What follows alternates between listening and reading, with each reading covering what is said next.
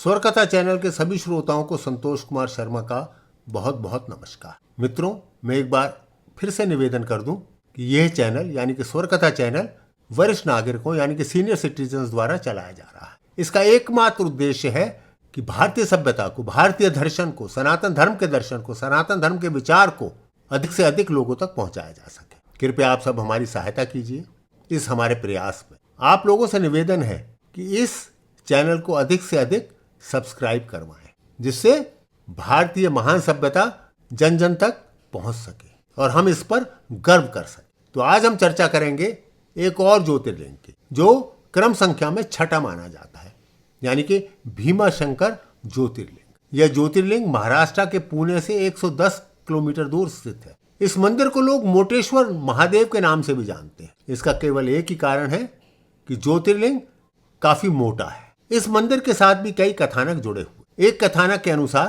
त्रिपुरा नामक पौराणिक असुर था।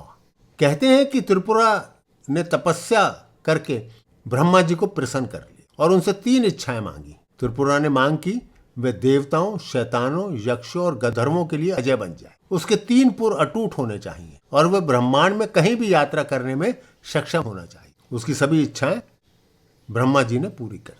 त्रिपुरा ने तीनों लोगों को अपने अधीन करने के लिए विजय अभियान आरंभ कर दी। स्वर्ग से जुड़े देवता इंद्र भी पराजित हो। इंद्र ने भगवान शिव से आशीर्वाद लेने का फैसला किया और उनकी तपस्या आरंभ कर। शिव ने त्रिपुरा को विनाश करने के लिए प्रतिज्ञा ले डाली। ऐसा कहा जाता है कि सह्याद्री की पहाड़ियों की चोटी पर शिव ने देवताओं के आदेश पर भीमशंकर का रूप धारण किया और युद्ध के बाद उनके शरीर से निकले पसीने से भीम रथी नदी बनी। यह नदी आगे चलकर कृष्णा नदी में मिल जाती है। एक कथा इसके साथ और भी जुड़ी हुई है, जिसके अनुसार रावण के भाई कुंभकर्ण को सह्याद्री पर्वत पर कर्कटी नामक राक्षसी से प्यार हो। दोनों ने एक दूसरे से शादी कर। शादी के बाद कुंभकर्ण लंका वापस आ गया, लेकिन कर्कटी वहीं पर्वत पर है। उसने एक पुत्र को जन्म दिया। कुंभकर्ण के इस पुत्र का नाम भीम था। हम सभी जानते हैं कि राम ने कुंभकर्ण का वध कर दिया, इसलिए कर्कटी ने अपने पुत्र को देवताओं से दूर रखने का फैसला किया। बड़ा होकर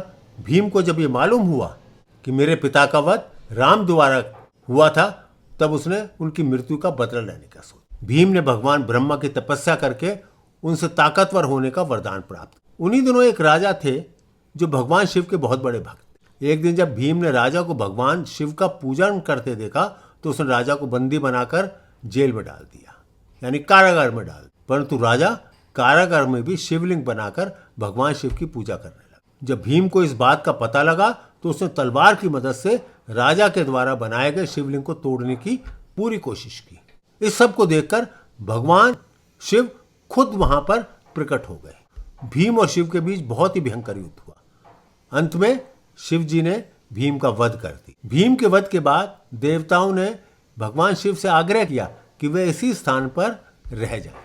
देवताओं के कहने पर भगवान शिव उसी स्थान पर शिवलिंग के रूप में स्थापित हो गए। भीम से युद्ध करने की वजह से इस ज्योतिर्लिंग का नाम भीमाशंकर ज्योतिर्लिंग पड़ गया। इस मंदिर के विषय में एक बड़ी रोचक बात है कि यहाँ की पहाड़ियों पर जो वनस्पति पाई जाती है वह दुर्लभ है, भारतवर्ष में कहीं और नहीं मिलती। इसी प्रकार के कुछ प्राणियों की भी ऐसी जातियां मिलती हैं जो दुर्लभ है और कहीं नहीं होती। एक और खास बात, भीमाशंकर ज्योतिर्लिंग वर्षा ऋतु में पूरी तरह से जल में डूब जाता है। इस मंदिर के पास ही कमलजा मंदिर भी है, जो भारतवर्ष के बहुत प्रसिद्ध मंदिर माना जाता है। कमलजा माता को मां पार्वती का अवतार माना जाता है। शिव पुराण में उल्लेख मिलता है कि भीमाशंकर ज्योतिर्लिंग में सूर्योदय के बाद जो भी सच्चे मन से भगवान शिव की पूजा अर्चना करता है, उसके सभी पाप नष्ट हो जाते हैं, यानी कि उसको सभी पापों से मुक्ति मिल जाती है। आज बस इतना ही। आप सभी का बहुत बहुत धन्यवाद। अगले सप्ताह एक और ज्योतिर्लिंग के ऊपर चर्चा करेंगे। तब तक के लिए आज्ञा दीजिए।